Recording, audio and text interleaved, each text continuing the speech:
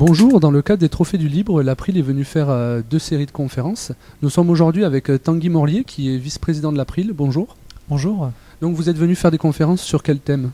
Alors je suis venu moi ce matin intervenir sur le thème entreprise où j'ai présenté l'un de nos travaux qui date maintenant un petit peu, qui s'appelle le livre blanc des modèles économiques et où on a étudié en fait tous les modèles économiques de nos adhérents entreprises et on a essayé d'en faire un livre blanc.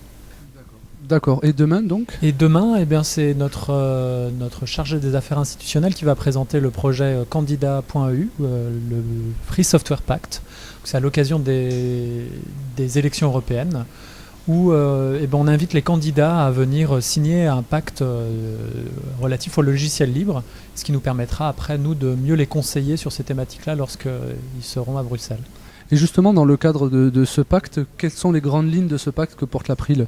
Alors, ce pacte, il vise, c'est en gros, grosso modo une profession de foi envers que les candidats font, où ils expriment leur attachement envers le logiciel libre et le fait qu'ils vont essayer de défendre le logiciel contre certaines attaques législatives, mais c'est essayer aussi de faire en sorte que les lois soient favorables à l'industrie du libre et à tous les acteurs du logiciel libre. Si je me souviens bien, ce pacte avait été déjà mis en place lors des présidentielles et des législatives qui ont eu dernièrement, et donc vous avez décidé de le remettre en avant vis-à-vis des élections européennes. Absolument. Alors sur les présidentielles, on avait fait un questionnaire. L'idée du pacte est venue pendant les législatives. On l'avait également fait pour les municipales, et puis cette fois-ci, on s'est allié avec plusieurs structures européennes. Hispalinux, une association italienne également, et Assoli, c'est l'association italienne, des Belges, des Anglais, et donc il y a comme ça des citoyens qui vont aller mobiliser, essayer d'avoir des prises de position des candidats aux élections européennes. Vu qu'on vote dimanche, on est en plein dans l'actualité. D'accord, très bien. Et il y a un autre point important, c'est un challenge que vous aviez lancé il y a 2 ans, si je ne me trompe pas. C'était le fait de pouvoir dépasser le cap des 5000 adhérents. Et c'est arrivé donc récemment ? Ah oui, c'est arrivé cette semaine, je crois que ça date de mercredi. Et c'est effectivement un objectif qu'on s'était fixé en septembre dernier, il me semble.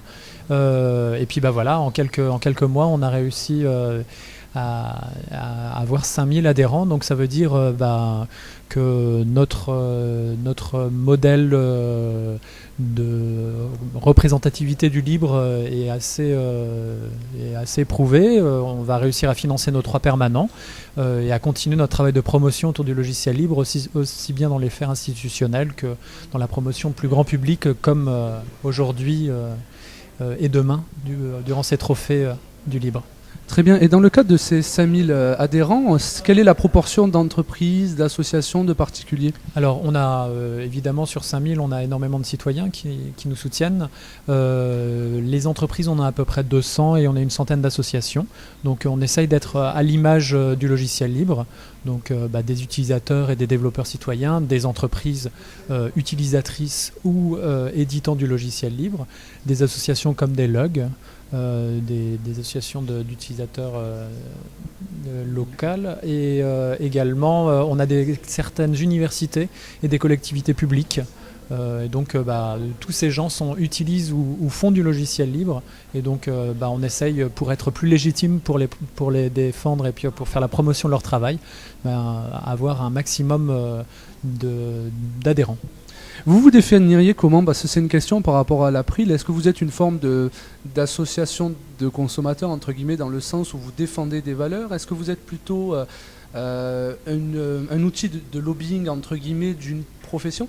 Vous avez quoi ? Vous vous définiriez comment en termes de vos actions ? On est plus proche d'une association de consommateurs telle que l'UFC Que Choisir, par exemple, puisque l'UFC Que Choisir est organisé au niveau national avec un certain nombre de fédérations.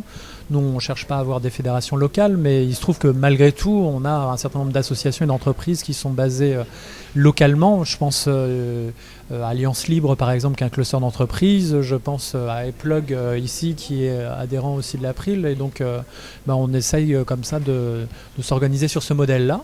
On fait de l'influence politique, ou en tout cas on essaye de faire porter le logiciel libre dans les sphères publiques. Et donc on fait de ce qu'on appelle nous de l'influence citoyenne. Très bien, en tout cas merci d'avoir accepté cette interview. On espère que vous reviendrez la prochaine fois avec 10 000 adhérents, et à bientôt. On peut en prendre effectivement. Je vais essayer de relever le challenge. Merci. Merci à vous, au revoir.